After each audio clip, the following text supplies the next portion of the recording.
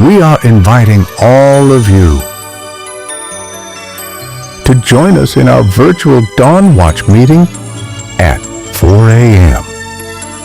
and Sunset Prayer Meeting at 6 p.m. daily, hosted by Reverend Dr. Alex C. Nozuelo. Let Jesus Christ change your life. Be blessed with His words of encouragement. Pabuti po ng Panginoon. Amen, amen. Meron Kristo sa buhay. Amen. Hallelujah. Thank you, Lord. Natin na pag-live sa oras ito. Mula sa basahin ko po no, doon sa verse 11. Kapayapaan At si Maria naman talagang hindi maalis, nakaupo lang. Panginoon ko, Lord God, alam kong For today's Dawn Watch Prayer Meeting. For sa atin pong Senior Pastor kay Alex Nozuelo. Amen. Amen. Isang mabiyayang madaling araw po sa atin lahat.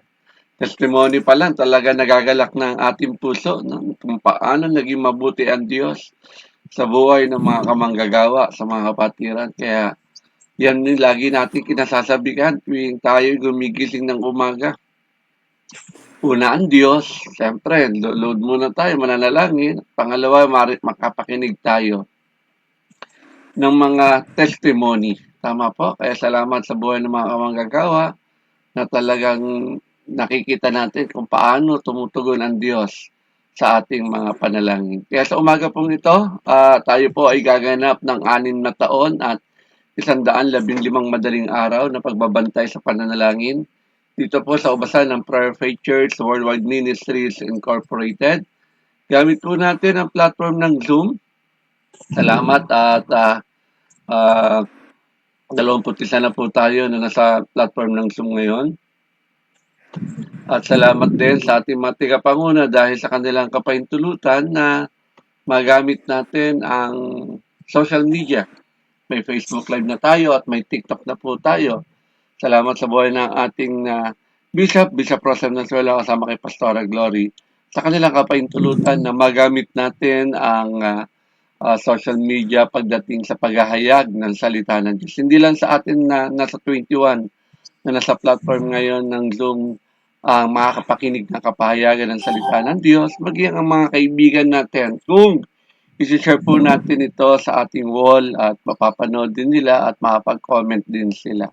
Tayo to encourage them na makinig at mag-comment dun sa kanilang mga narinig. Amen? At ang topic po natin ngayon, July 2, 2026 at wala tayo natanggap na sagot doon sa ating nakasay na preacher. Ang topic po natin ngayon ay doing the will of the Father. Gawin natin yung kalooban ng ating Ama. At ang tema na sasagutin natin, how can we be sure that we are doing the will of the Father? Paano ba tayo makakatiyak na talagang ginagawa natin ay kalooban ng Diyos? Nasa isang points lang po tayo, o nasa isang verse lang tayo, ito yung makikita natin sa aklat ng Mateo. Okay, share ko muna sa ating Facebook. Okay, nakashare na po sa Facebook. Share ko rin sa ating screen yung ating pagbubuli-bulayan salita ng Diyos. Isang verse lang naman siya. Amen. Yan. Nasa screen na po natin yung ating pagbubuli-bulayan salita ng Diyos ngayon. Praise God. Thank you muna. Okay.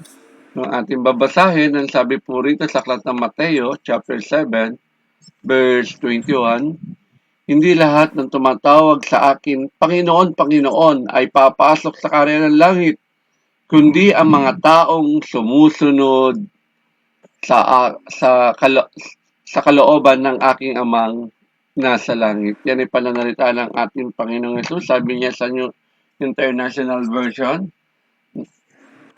verse 21, not everyone who says to me, Lord, Lord, will enter the kingdom of heaven, but only the one who does the will of my Father who is in heaven. Purihin po ang Diyos sa pagkabasa ng kanyang salita. Tayo ay sumandaling yumoko at manalangin. Ama namin may binging na sa langit, Diyos na makapangyarihan sa lahat. Humihingi po kami ng iyong patnubay sa gagawin po namin pag-aaral ng iyong mabuting balita.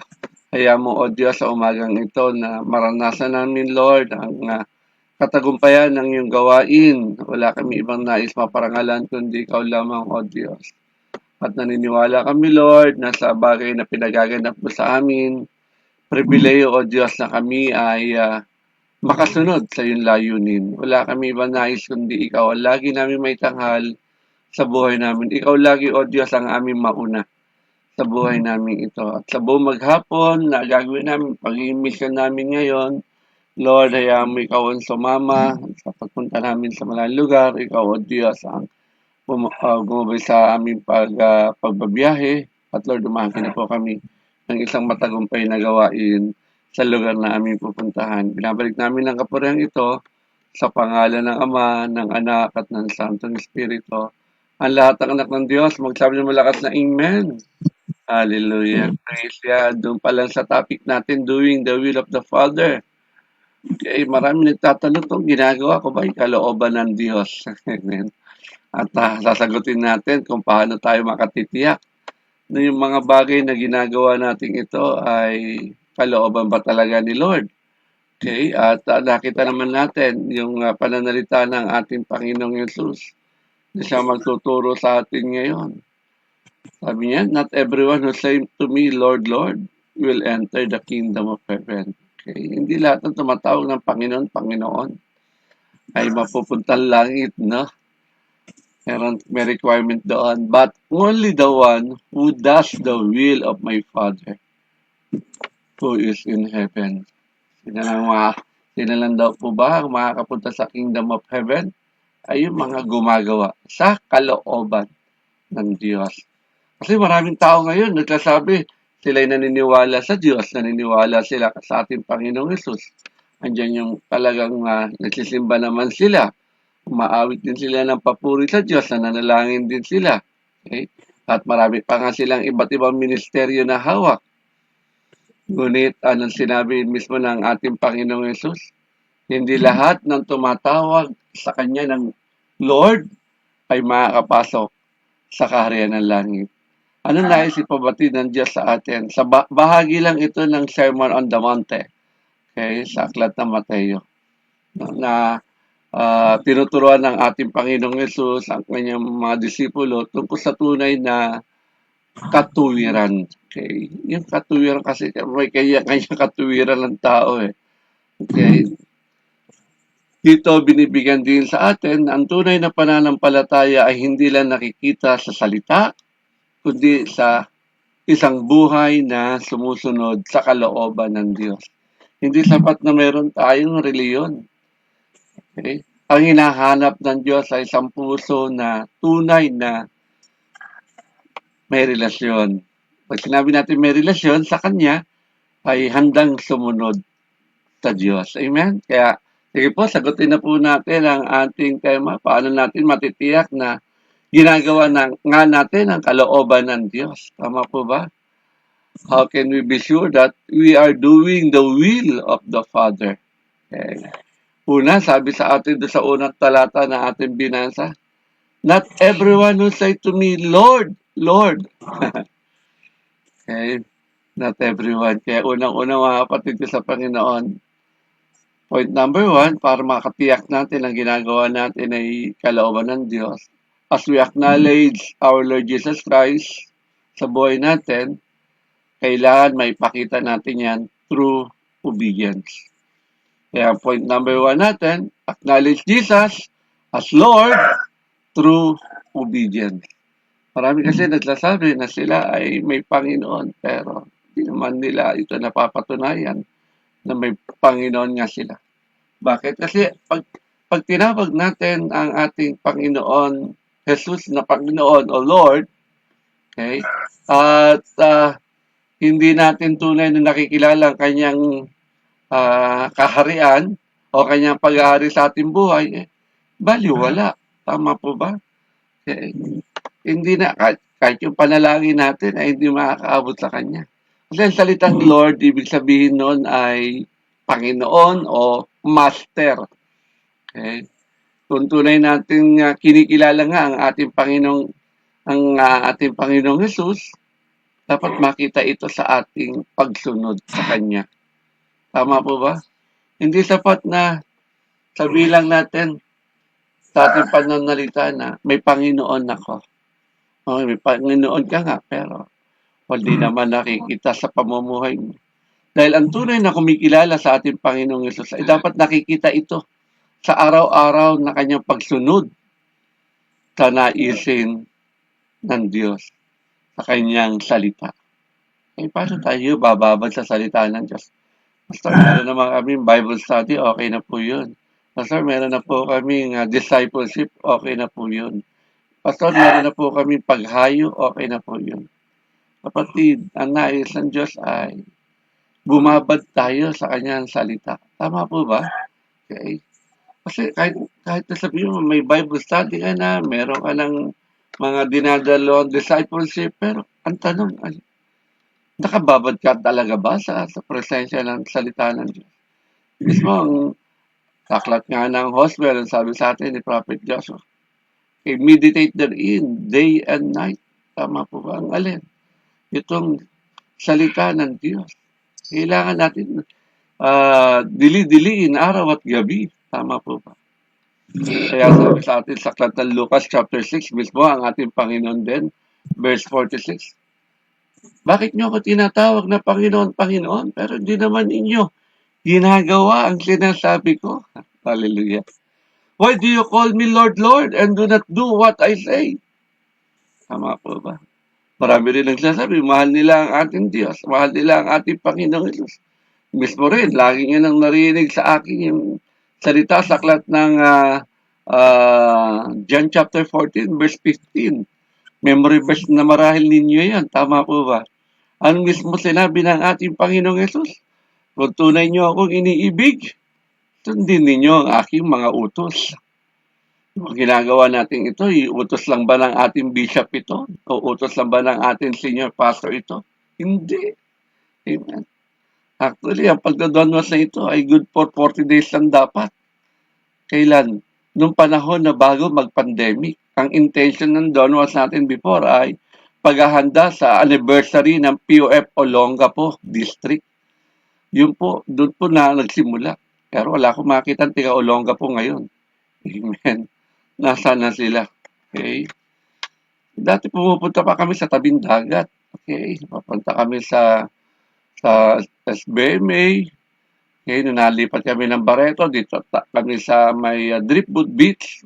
Lumulod sa buhangin. Amen. Okay? Nasaan na yung kasigasigan? Yung passion sa pagsunod. Okay? Anong dahilan? Dahil marami na tayong ginagawa? Ano ba yung ginagawa natin noon? Ano ba yung buhay natin noon sa buhay natin ngayon? Okay. Noon, andun yung naibibigay natin yung buong lakas, buong oras natin para sa Panginoon. Okay? Dahil siguro marami pa tayong hinihingi. Pero ngayon, siguro marami ng answered prayer. Maganda na kanilang kalagayan. Kaya wala na rin sila sa harapan nila, which is wrong. Mali po yun. Okay? Kung paano tayo naging passionate, okay, on fire nung bago-bago tayong mananampalataya. Dapat tumatanda tayo sa Panginoon. Dapat mas lalo tayong lumalalim sa Kanya. Tama po ba? Hindi yung good for you. Okay, magaling ka lang sa una. Tama po ba? Ang nais ng Diyos sa buhay ng bawat isa sa atin ay makapanatili, magpatuloy, maging tapat. Hindi sa una. Hanggang wakas ang requirement. Tama po. Kaya mga kapatid ko sa Panginoon, salamat. At sa inyong mga pagtango ay nagsasabi niya na kayo ay nag-a-agree na kung paano tayo kapassionate. Dati talaga manunundo pa ako. Iisa-isahin ko pa yan. Kaya alam nila Pastor Sheila yan. Okay? Dahil ang layo pa niya, tiga manggahan pa yan. Imagine nyo, pupuntahan ko pa ng manggahan niya, tiga Olonga po kami. Why? Bakit ko pinagtsatsagaan? Puntahan yan. Kasi magiging pastora pala siya ngayon eh. Hallelujah. Tama po ba? May plano pala ang Diyos sa kanya, magpapastor pala siya. Tama po ba? Bakit kami nananalangin sa bawat lugar? Sa bundok. Okay. Yan, kasama si Pastora Minda. Sa bahay nila Pastora Sene, sa rooftop nila, sa third floor. Nag-donwatch na rin kami doon. Nakaluhod kami doon sa kanilang rooftop. May nananalangin. Biruin mo, no? Pupunta pa tayo sa isang lugar, sa isang bahay para doon natin ganapin yung Don Mas. Ganun yung ginagawa ng Don Mas before. Face to face. Nauso lang itong platform ng Zoom nung nagkaroon ng pandemic dahil pinagbawalan tayo mag face to face tama po ba? Pero nagbigay naman ng wisdom si Lord. Gamitin natin technology. Kaya nagagamit natin, nagpapatuloy. Biruin niyo mula nung before pandemic, February po yun Third week ng February. Lumabas ang pandemic ay March, second week ba ng March yun? March 17, pinagbawal yung unang Sunday, pinagbawal na wag nang mag face to face, lumabas ng bahay dahil nga daming hinahanap sa labas, ID, hindi ka vaccinated, hindi ka pwede lumabas. Pero biyaya ni Lord, nakapag-Bible study pa tayo noon. Hindi naman ako vaccinated. Amen. Okay, paano tayo nakakalabas ng bahay? Okay? Kaya sabi ko, mahalaga marinig ito ngayon ng maraming tao pag tayo naharang.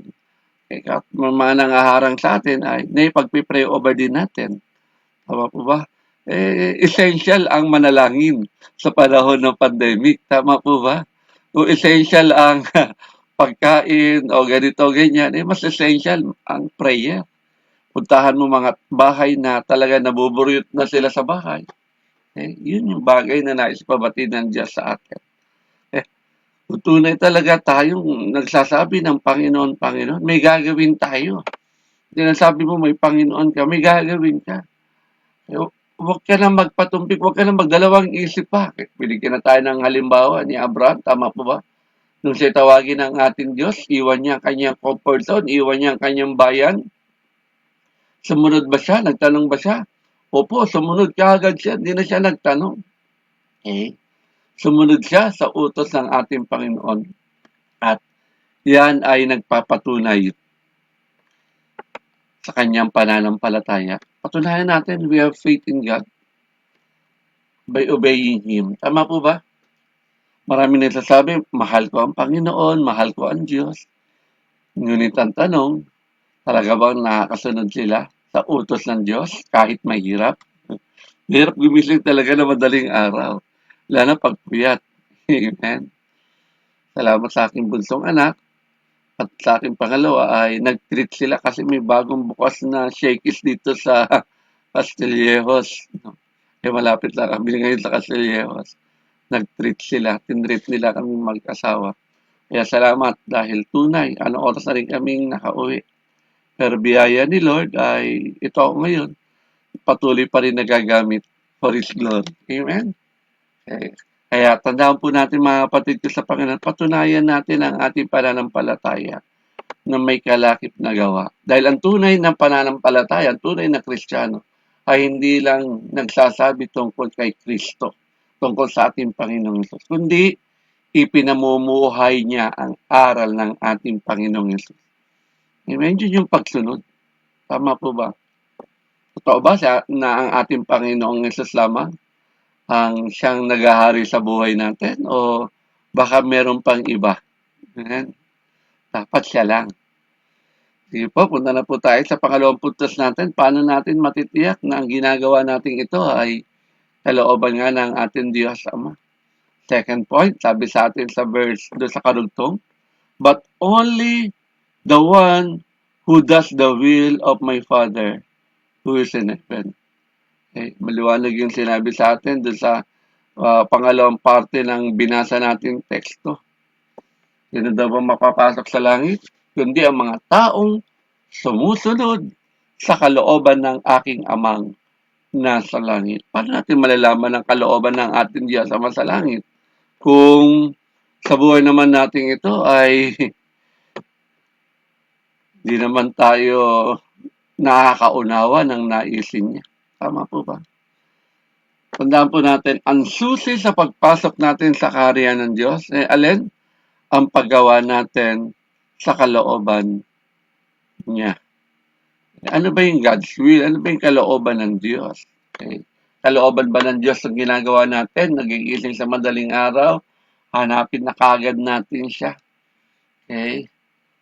tayo ay magkasundo sa pananalangin. Sagot doon, yes, kalooban ni Lord ito. Tayo ba dapat gumawa? Bakit tayo lang? Ba't yung iba hindi? Sabi ko nga sa inyo, huwag nyo nang hanapin yung wala. Kung sino yung nariyan, amen. Sabi ko nga sa inyo, kahit dalawa lang yung umattend sa Donwas, magpapatuloy ito Tama po ba? Kasi ang requirement lang naman ng ating Panginoong Yesus kung saan may dalawa, tatlo, nagkatipon sa aking pangalan, naroon na ako sa inyong kalagitnaan. Amen. Two or three lang 2 or 3 gathered in my name.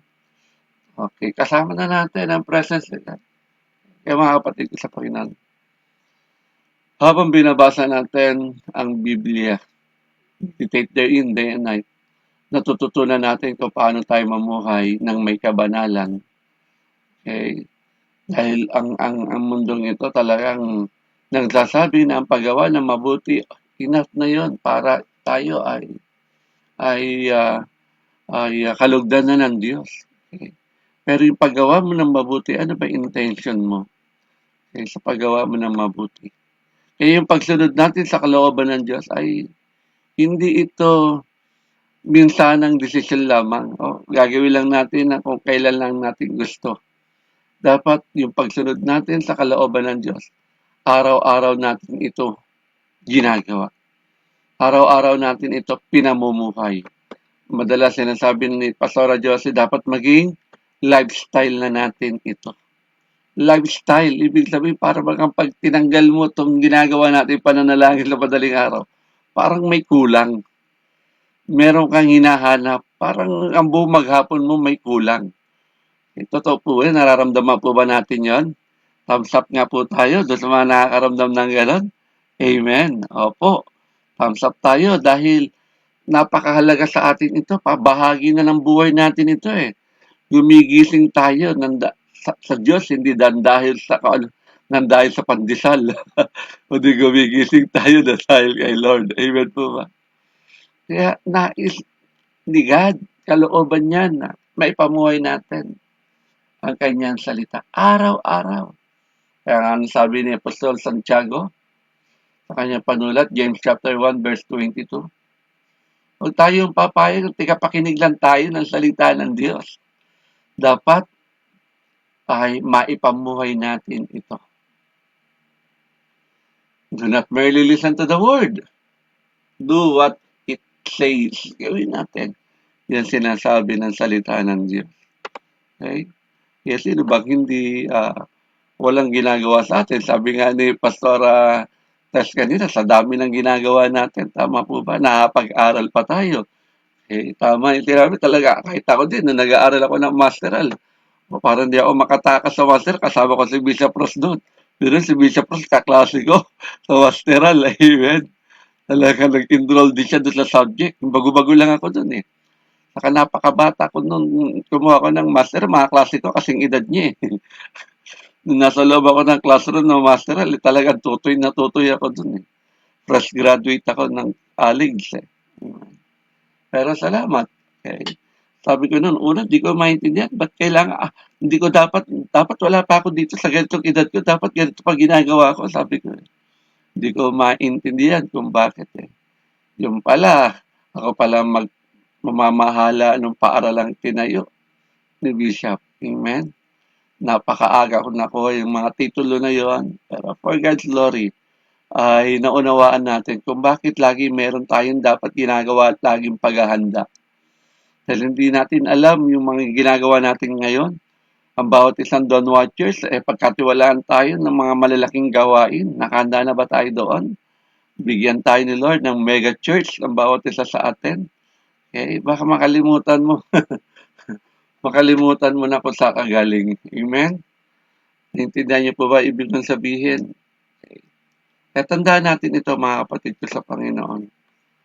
Huwag tayong umayon sa takbo ng sanlibutan ito. Okay. Walang sense of gratitude. Do not conform to the pattern of this world. Okay. Sabi dito, but be transformed by a renewing of your mind. Romans chapter 12 verse 2. Okay. Magbago na tayo ng isip. Kasi iba tinuturo ng sanlibutan ito.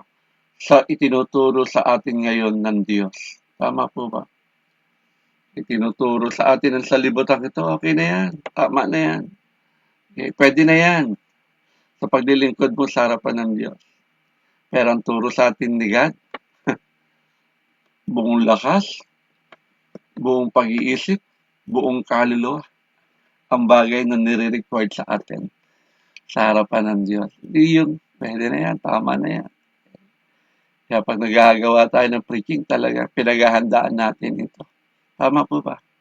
Yung pagsunod ay talagang sa tingin ng iba ay parang napakahirap. Actually, ang pagsunod natin sa kalooban ng Diyos ay iyan ay isang pribileyo para sa atin na nautusan. Bakit? Hindi lahat kasi nauutusan eh. Sino ba? Sino bang magulang mag-uutos sa kanyang anak at yung anak naman niya ay alam niyang hindi susunod? Siyempre, kanino mo iuutos? E doon sa anak mo masipag, sa anak mo marunong sumunod. Tama po ba? Kaya pribileyo yan kung tayo ay nakaaganap sa ganitong gawain.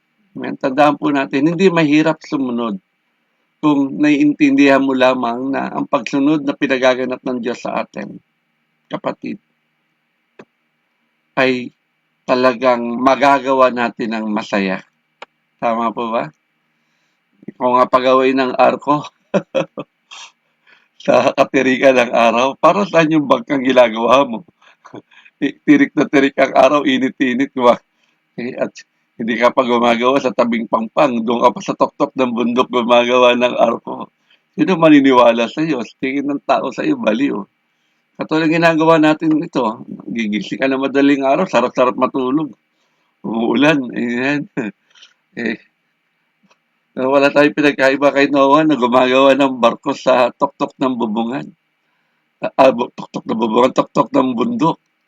Akalain ba naman ng tao na hanggang bundok ang ang magiging dilubyo ng baha? Tama po ba? Tayo rin. Para saan itong pananalangin natin, itong pag-intercede natin sa panalangin sa madaling araw? Yung una, hindi nila maintindihan. For what? Para saan yan? Don't watch na yan. Ang dami namang oras pwede mag-pray. Bakit napili niyong madaling araw? Naunawa naman na natin kung bakit madaling araw tayo nag-pray. Tama po ba? Kapag mag-apong ito, uncertain. Maraming mga bagay na pwede mangyari. Pero nakatitiyak tayo. Pag inuna natin ang Diyos, nakasunod tayo sa kanyang kalooban, may kasiguruhan, may pangahawakan tayong pangako. Tama po ba? Yung presensya niya ay lagi sasama sa atin. Amen. Yun ang mahalaga eh. Sa buong maghapong ito, alam mo kasama mo si God? Wow, praise God. Hallelujah. Ibig sabihin nun, pag sinabi mong kasama mo si God, nakasusunod ka sa kanyang layunin. Nagagawa mo ang kanyang kalooban. Kaya tanda natin mga kapatid sa Panginoon, makikita natin ng isang matagumpay na mananampalataya ay lagi niyang sinusunod ang kalooban ng Diyos. Hindi ang gusto lang niya. Amen? Lagi niya narinig na rin sa akin yan. Ginagawa ba natin ito dahil gusto natin? O ginagawa natin ang pananalangin sa madaling araw dahil alam natin ito ang gusto ng Diyos? Amen po ba? Kung gagawin lang natin ito dahil gusto lang natin, sigurado ako pupungas-pungas ka ngayon. Pero kung talagang ginagawa mo ito dahil love mo si God, yun naman talaga mahal natin sila. Amen? At ang panghuli, paano natin matitiyak na ang ginagawa nga natin ito ay kalooban ng Diyos? Point number 3.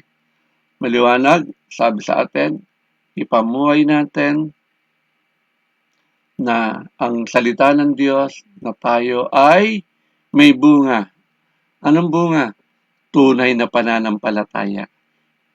Kaya point number 3 natin, live a life that bears the fruit of the true faith. Okay, dapat merong true faith. Bears the fruit of true faith. Amen? Ang tunay na pananampalataya ay laging may bunga yan. Tama po ba? Kasi may pinanghahawakan tayo sa salita ng Diyos eh. Yun yung faith natin eh. Tama po ba? Unahin mo siya. Lahat idadagdag niya sa iyo. Faith mo yan, kaya ka nakaagising ng madaling araw eh. Faith natin yun, kaya nagagawa natin ito eh. Pag inuna natin siya, ay idadagdag niyan lahat. Pansinin niyo, pag nagising ka ng tanghali, nako, ang dami na pumapasok sa isip mo. Makakalimutan mo ng lumuhod. Naghahabol ka na ng oras, late ka na, papasok ka na eh. Marami ka nang gagawin. Di ba? Tinatanghali ka ng gising. Tama po ba? Tayo, ang aga natin magising. Ang dami natin pwedeng gawin pagkatapos nito. Tama po ba? Nakaalakad pa ako. Okay? Pinipilit ko talagang lakarin yung 10,000 steps a day. Dahil lakad lang, hindi na ako pwedeng mag-jogging. Biyaya naman ni Lord. Nagaganap pa rin naman natin. Kailangan discipline. Ibig sabihin, hindi ka lalakad lang dahil masipag ka. Hindi lalakad ka dahil kailangan. Amen? Huwag mong hintahin na magkasakit ka bago ka maglakad o mag-exercise. I-preempt mo na. Alam mo na pag nagkakaedad, dami nang sumasakit sa katawan. Kausap ko si Pastora Josie kahapon. Hindi ako nakapaglaban ng Lunes eh. Hindi ako nakapaglaban ng Martes. Hallelujah. Miyerkules na ako nakapaglaba. Kita ni Pastora Tess, ang dami laba. Pastora Tess, Pastora Josie. Kita ko sa kanya yung labahan ko eh. Biyaya ni Lord. Amen. Hindi ako nakapaglaba dahil marami tayong ginawa ng araw na yun. Mga kapatid ko sa Panginoon, tandaan natin ito. May bunga ba ang ating pananampalataya?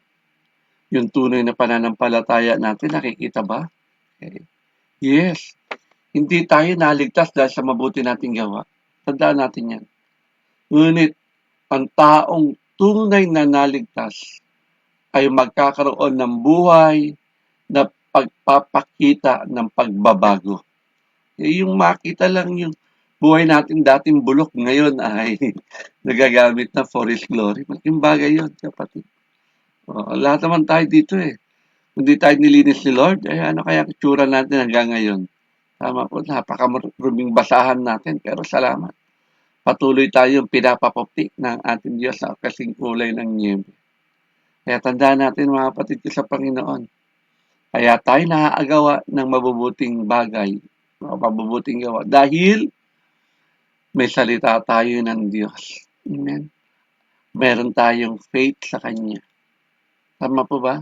Nakikita na sa atin ngayon ang pagmamahal, ang pagpapatawad, ang kababaan ng loob, ang katapatan, at syempre, yung kabanalan, yung banal na pamumuhay. Tama po ba? Kasi naman talaga pagkalikha ng Diyos sa atin eh.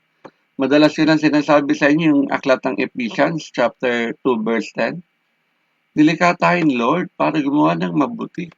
For we are God's workmanship created in Christ Jesus to do good works. Given na po yun.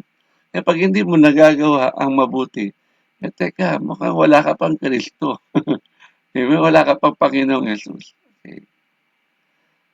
Tunay, dapat nasa atin yung fruit of the Spirit. Alam po ba natin yan? Naalala po ba natin yan? Yung bunga ng Espiritu. Love, joy, peace, patience, kindness, goodness, faithfulness, gentleness, at yung pangsyam, self-control. Marami bumabagsak yan eh. Pagpipigil sa sarili.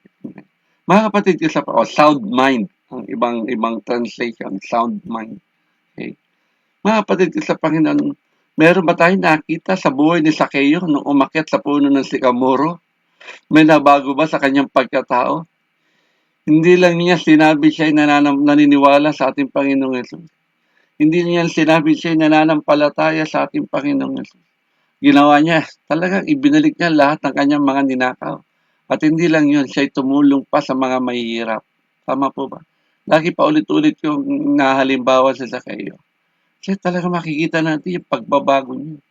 Okay? Bagamat siya'y maliit, marami siyang kakulangan para makita ang ating Panginoong Yesus. Pero nandun yung puso, nandun yung eagerness niya.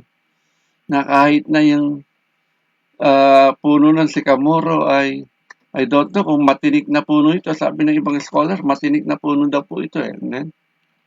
Kaya mga kapatid ko sa Panginoon, hindi sapat ang pagiging aktibo natin sa simbahan kung wala naman nababago sa karakter natin. Tatigas pa rin ang puso. Amen? Okay? Pinipilit lang yung gusto, hindi yung gusto ni God. Okay? Ang ating pamilya, ang mga kaibigan, mga katrabaho, dapat makita nila ang bunga ng Espiritu Santo sa ating buhay. Okay? Dapat makita nila yan. Or else, wala tayo sa kalooban ni God. Tama po ba? Kaya salamat, malinaw, bawat isang teksto lang yung ating binasa, pinag-aralan.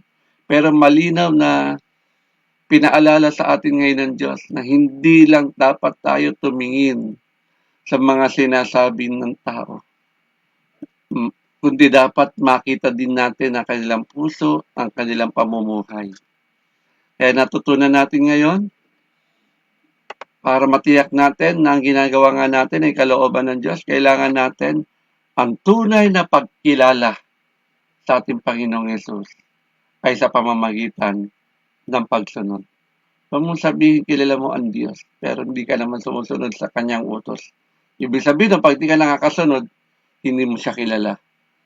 Tama po ba? Acknowledge Jesus as Lord through obedience. Pangalawa, sa buhay natin ang kalooban ng Diyos araw-araw. Sinabing sa buhay, lagi natin siyang hanapin. Seek first the kingdom of God. Follow His will. Amen.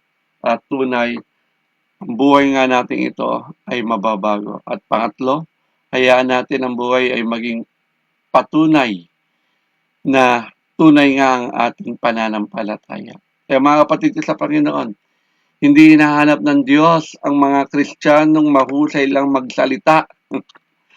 Galing magturo, pero hindi naman pinamumuhay ang tinuturo. Ang hinahanap ng Diyos ay ang taong may pusong sumunod. Okay? At buhay na nagpapakita ng kanyang kalooban. Napapakita ba natin yung kalooban ni Lord sa buhay natin? Huwag natin ikasiya na tawagin lang natin na marunong tayong tumawag na Panginoon. Dahil ang tunay na tumatawag ng Panginoon ay may nabago sa kanyang buhay. Amen? Nawa sa bawat araw ng ating buhay ay maging patunay na hindi lang natin sinasabi o binibigkas na may Panginoon ako.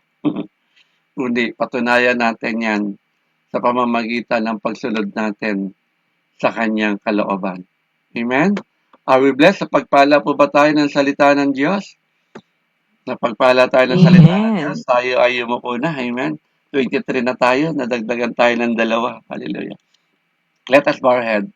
Father God in heaven, maraming salamat sa maikling kapahayagan ng iyong salita. Wala kami ibang nais kundi ikaw ang aming maparangalan at ikaw ang aming laging masunod. Maraming salamat sa pribilehiyo na nakakapagpatuloy kami sa pananalangin sa madaling araw. At Lord, dinagdagan mo pa, hindi lang kami nananalangin sa bukal liwayway, kundi maging takip silim. Kaya Lord, mamaya magkikita-kita uli kami. Hayaan mo Lord na ano man ang aming kaabalan sa maghapong ito. Hayaan mo Lord, madala pa rin namin patuloy ang aming sarili sa pakikinig ng iyong salita. Mamaya, sa takip silim Lord God, para kami magpasalamat sa gagawin mong maghapong ito na pag-iingat sa amin at pagpapala sa amin. Binabalik namin mata sa papuri, pasasalamat at pagsamba sa tanging pangalan po ng iyong dakilang anak na si Jesucristo ang aming Panginoon, sariling tagapagligtas ngayon at magpakailanman. Ang lahat ay magsabi ng Amen. Praise God. Sa ating Thank you for watching.